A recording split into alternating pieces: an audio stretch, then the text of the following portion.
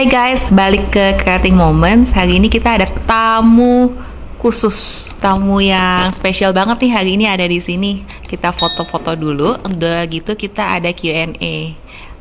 Ikutin yuk guys.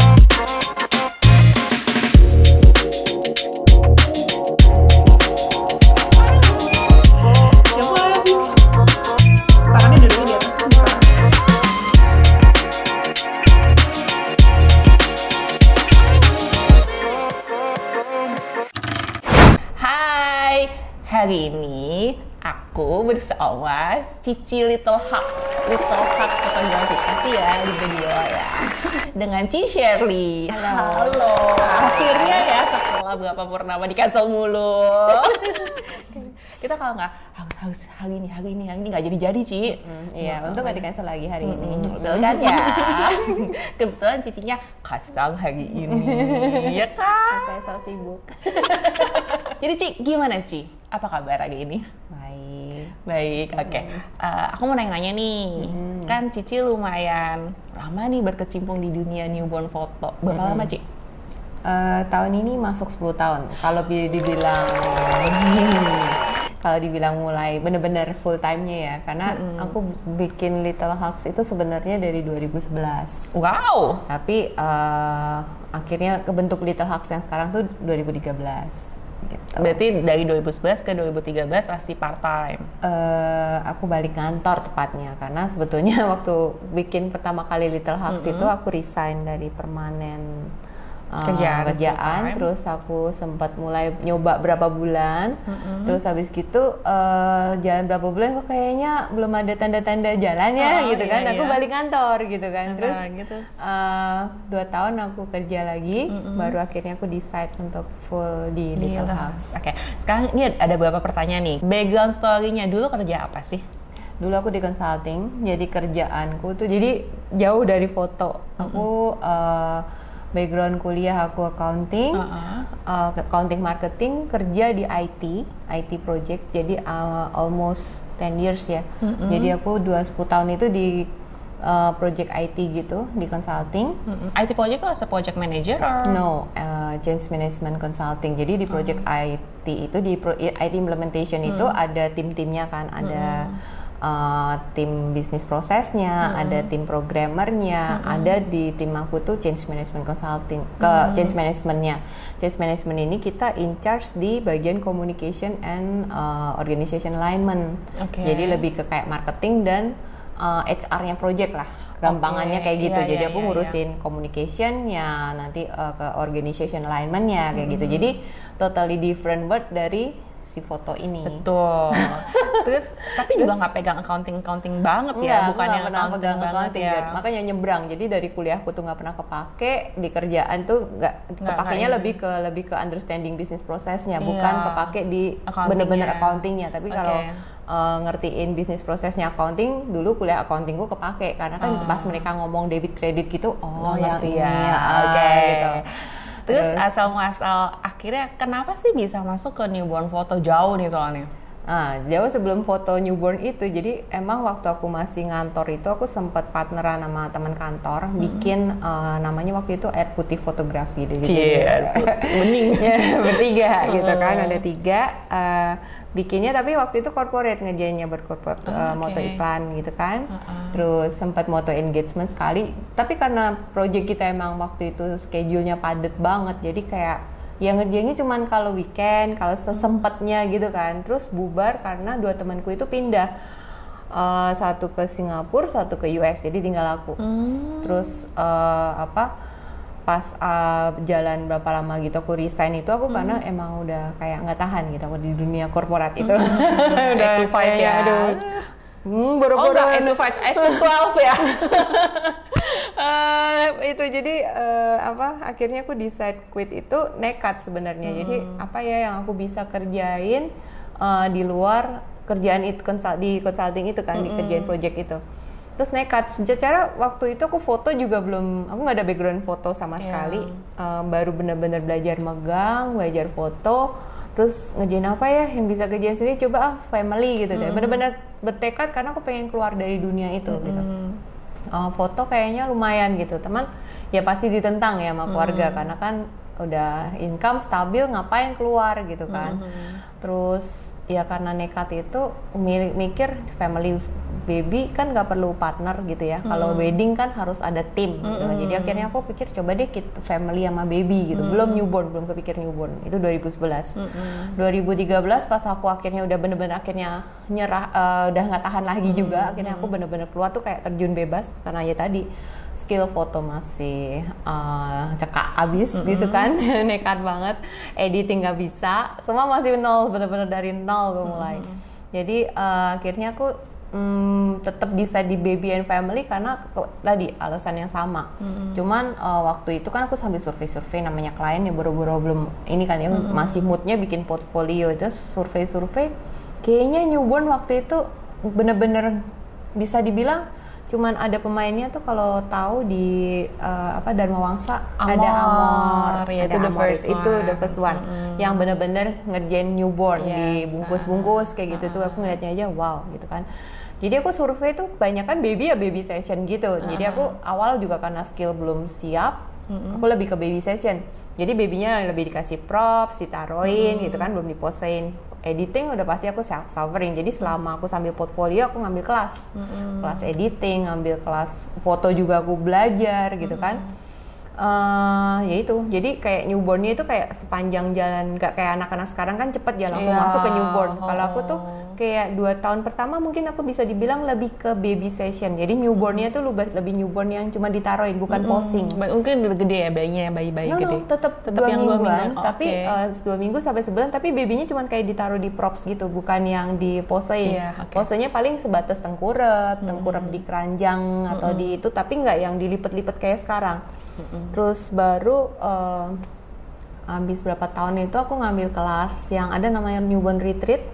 Ada kan yang newborn retreat pertama kali itu aku ikut 1-2 itu aku ikut. Itu jadi, dari luar ya? Dari luar. Jadi dan waktu itu namanya terjun bebas keluar dari kantor modal limited kan nggak mungkin ya aku ngambil kelas ke luar gitu. Jadi buat aku itu kelas online itu sangat membantu buat aku. Jadi kalau sekarang ada yang ngambil kelas-kelas online buat kelas online buat aku ya sah-sah aja asalkan inget. Karena aku juga waktu baru belajar itu juga nggak langsung berani ibaratnya maksain. Kalau emang menurut aku belum nyaman untuk satu pose tertentu aku nggak akan kerjain. Aku akan coba sampai titik bener-bener aku nyaman, yakin baru aku kerjain. Dan emang itu proses ya. Jadi buat aku waktu itu progresnya lebih lama dibandingkan anak-anak newborn photographer yang sekarang. Sekarang kan enak belajar, tinggal datang, banyak gurunya, mau ikut workshop manapun, private juga hayo gitu kan. Zaman dulu boro-boro gitu kan. Jadi ya emang secara progres 10 tahun aku dibandingin anak sekarang mungkin lebih lama aku dulu gitu. Iya, tapi experience juga pasti lebih banyak. Jadi lebih tahu banyak sih karena kan ya belajar kebentur sana sini nyari props aja kan susah banget ya zaman dulu ya. Sekarang banyak banget. Dulu tuh susahnya minta ampun. Kalau kayak dulu kan aku kayak nyari bahan rajut aja aku sampai nyari di Zara yang lagi sale. Nah, itu aku beli tuh buat isian keranjang kayak gitu-gitu. Props aku banyak yang bikin sendiri, ukurannya pasti masih trial. Dulu aku juga gitu kok.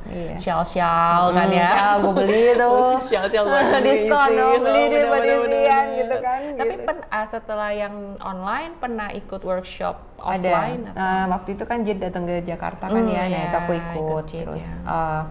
Ya tetap ngikutin sih, maksudnya kalau sekarang kan online kelas juga banyak ya, jadi aku suka masih ngintip oh ada kelas ini ambil gitu, tetap mesti update. Iya, tapi kan dari accounting sampai ke newborn nih pasti ada jiwa seninya ya, atau suka anak kecil? Nah itu Dulu waktu aku belum mulai foto itu ya, nggak suka sama anak kecil bisa dibilang. Di project waktu aku, jadi aku sempat di assign ke Freeport itu. Oh ya, terus? Itu ada satu tim gitu kan, ada yang punya anak masih bayi-bayi kecil-kecil gitu. Aku nggak even interested buat megang loh. Wow, itu ini sih ya. Terus gimana Ci? Akhirnya gimana? Kenapa? Karena sering ketemu ya aku bilang ya. Jadi justru sekarang itu bisa dibilang kayak karena kita mungkin udah sering ketemu, makin suka kan, makin lama makin suka. Ih lucu ya ini anaknya, ih gemes ya. Jadi yang ada juga newborn dan anak kecil kayak attracted ke kita juga ya jadinya ya. Karena kita juga akhirnya jadi ngerti mereka kan, ngerti mereka, kita nyaman sama mereka dan mereka akan nyaman kalau kita juga nyaman sama mereka. Jadi betul. Pelajaran paling berat aku sebetulnya gimana aku bisa bikin aku nyaman dan pas pegang baby itu karena kan tapi awal-awal kan aku nggak pegang sendiri, ada bidan. Jadi aku belajar dan lama-lama aku nyaman itu kayak itu proses sih, maksudnya jadi belajar karena kan pada saat kita cranky, kita nggak nyaman, itu kan baby juga nggak nyaman. Nah itu buat aku sih salah satu. Aduh, awal-awal pakai bidan nih Ci?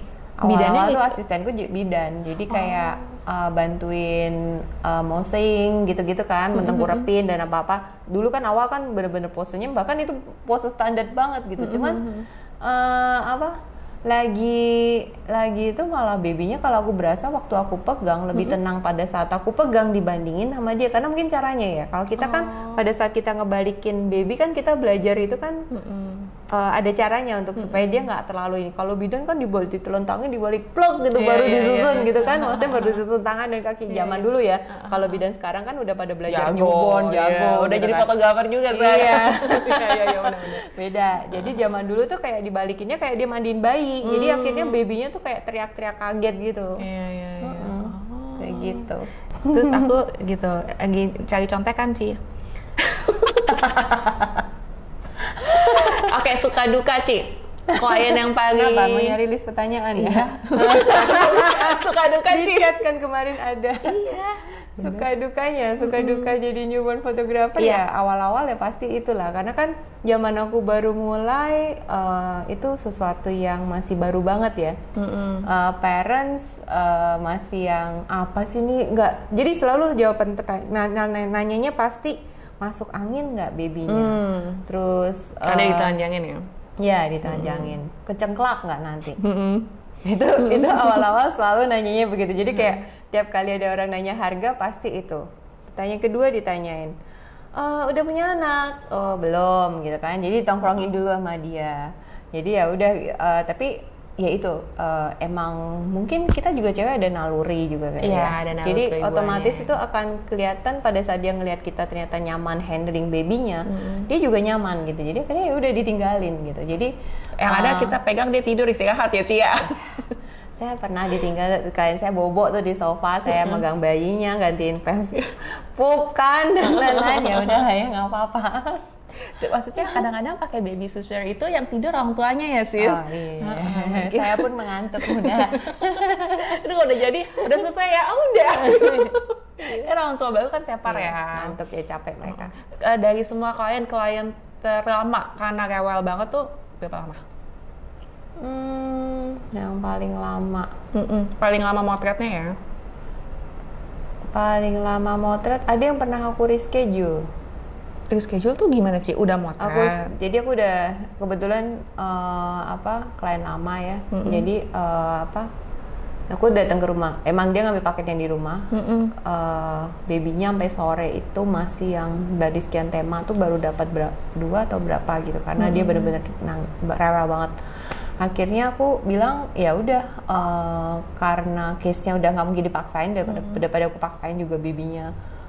Jadi dari awal hingga belum dapat sama sekali? Dapat 2 tema doang gitu. Padahal kan dia waktu itu ambil 5 kalau nggak salah. Buat aku kayaknya nggak mungkin dilanjutin gitu. Jadi aku bilang ya udah kalau mau besok datang ke studio. Jadi aku nggak mau datang lagi. Tapi itu nggak berlaku untuk semua ini ya, karena kan benar-benar itu special case gitu kan.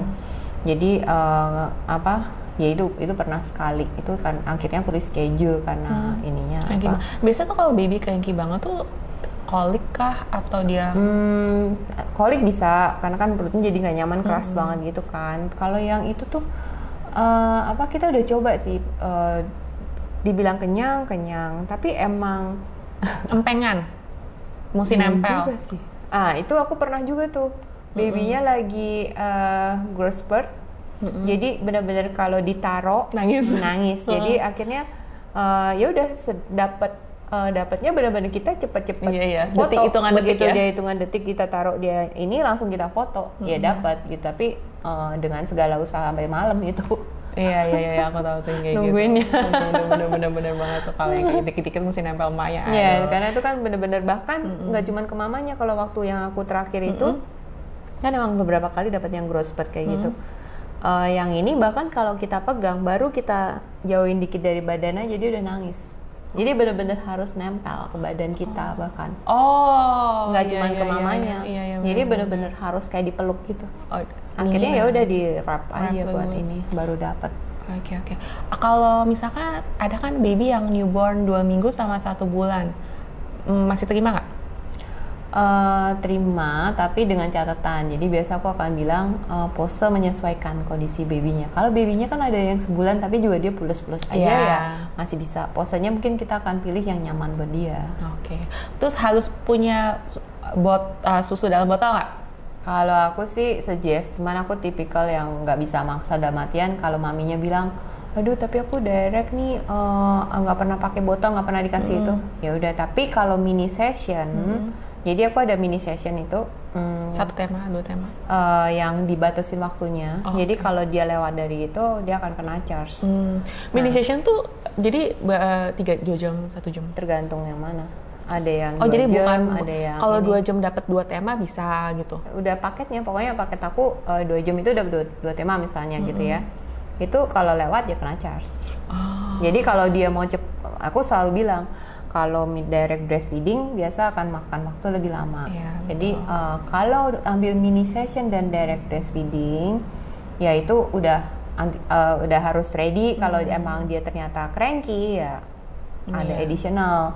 Biasanya sih mereka kalau udah begitu tuh mereka akan segala cara untuk 2 jam selesai.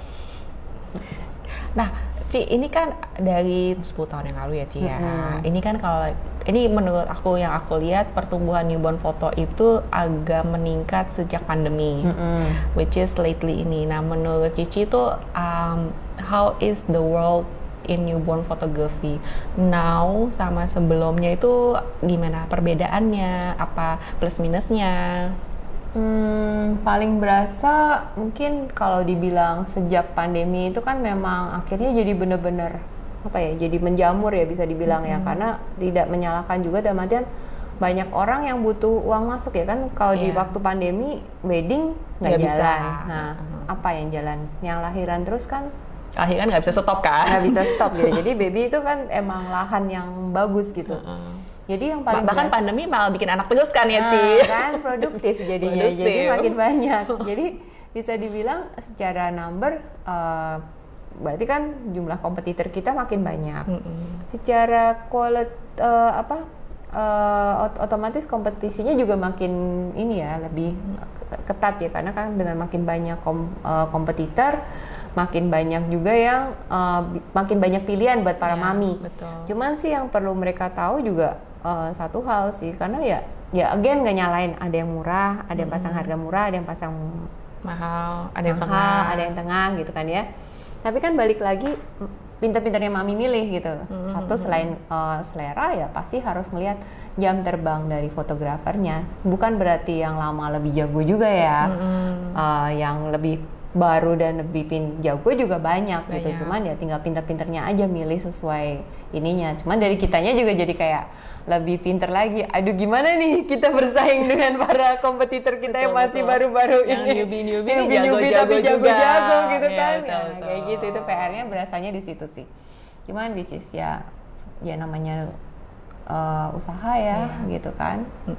Pernah dapat nggak Ci? Ada yang DM nih, aku suka dapat beberapa kali sih. Bisa nggak muka anaknya ditempel?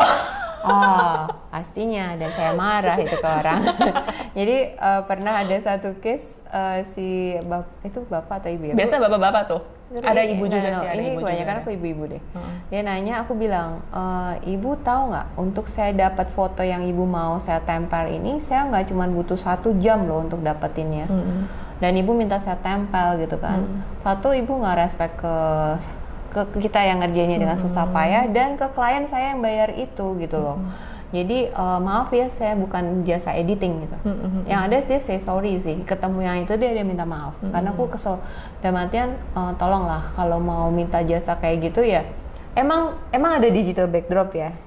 Ada. Tapi itu kan babynya juga difoto di situ gitu kan, proper gitu. Kita edit di tinggal mindahin. Tapi kan kalau ini kan ibaratnya babynya muka orang lain, punya orang lain, mukanya diganti dia. Nah itu yang aku marah, kesel gitu. Dan itu kan makanya kan banyak yang DM juga ngasih tahu nih fotonya Cici dipakai nih sama ini dijual di Shopee 25.000. Serius, Ci? Emang nggak tahu? Tahu aku. Ada yang segitunya.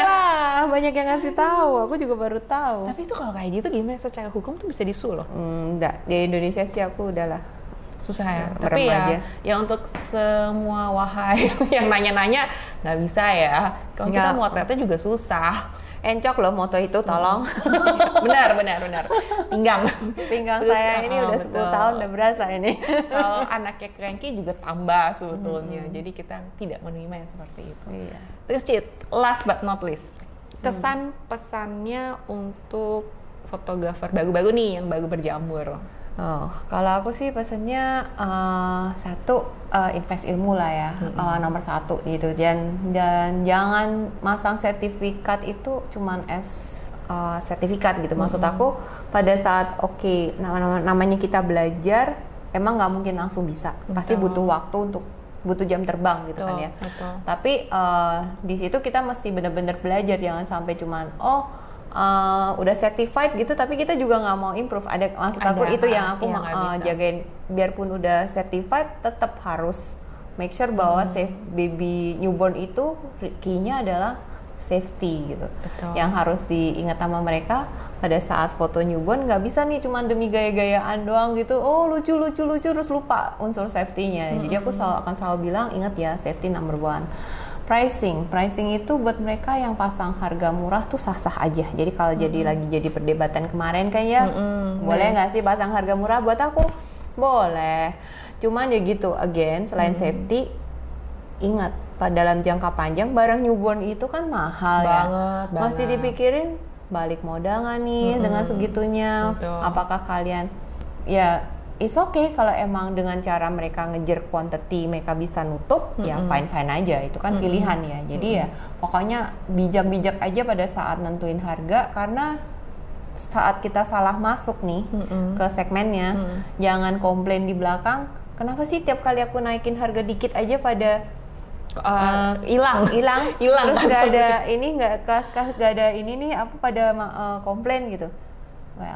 Itu dari awal emang disitulah kuncinya, karena pada saat kita udah dari awal masuk ke segmennya di situ ya kita mesti siap dengan range-nya akan di situ. Pada saat kita mau naik ke tingkat yang lebih tinggi ya akan butuh waktu untuk masuk, karena itu berarti kita mengulang proses yang sama gitu.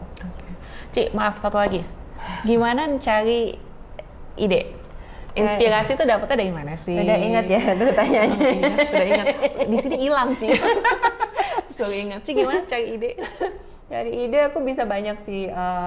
Kalau mentok ya. Jadi banyak kan sih aku suka lihat di Pinterest gitu. Even kayak bukan yang ke baby ya, karena kan aku suka bunga, aku suka warna, kombinasi warna gitu. Jadi aku suka di Pinterest aku ngeliat kombinasi ini sama ini cakep nih ternyata, bunga ini sama ini nih cakep nih kombinasinya ternyata kayak gitu. Jadi karena makanya di IG-nya kan banyak bunga ya. Karena ini Miss Bunga, Miss Bungaan ini banget.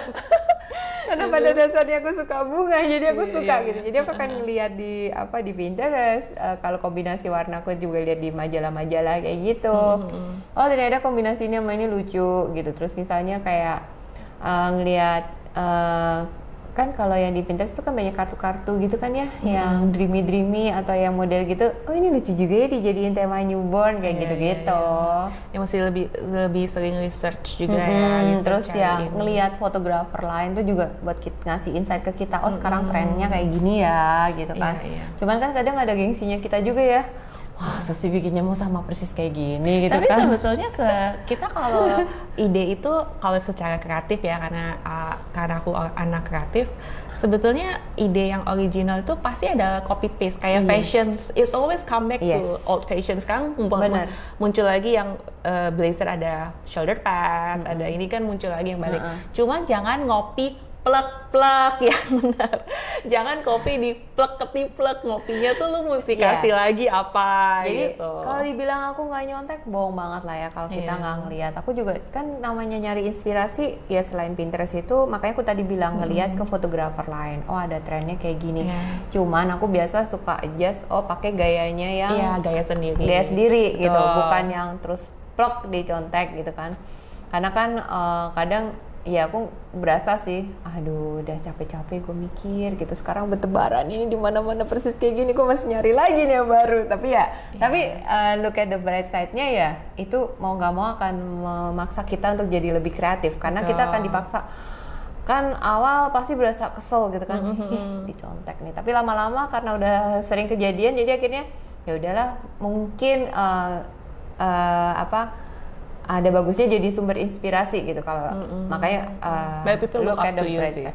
Look at the bright side-nya aja. Ya udah, good thing kita jadi sumber inspirasi, begitu aja kalau menghibur diri. Bagus.